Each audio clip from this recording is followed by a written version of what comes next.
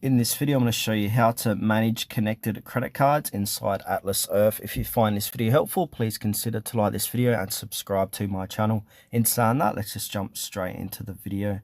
Okay, so what we need to do is open up Atlas Earth and log into your account. From here, click onto your user profile on the top left hand corner of the page, and under your username, go ahead and click on the gear icon. From here, we're going to have an option that says manage connected cards. So this is specifically for cards enrolled for free Atlas bucks via our merchant program. So click on manage credit cards.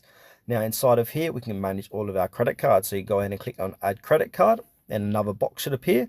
And now this is where we can link your Visa or MasterCard. So put in your number here, click on to the terms, and then click submit, and just go through the process of adding your CVC, CCV number to add a card. Now if we go back, we can go ahead and remove a credit card here too. So if you've got a credit card that you don't want, just simply click into it and then click on delete.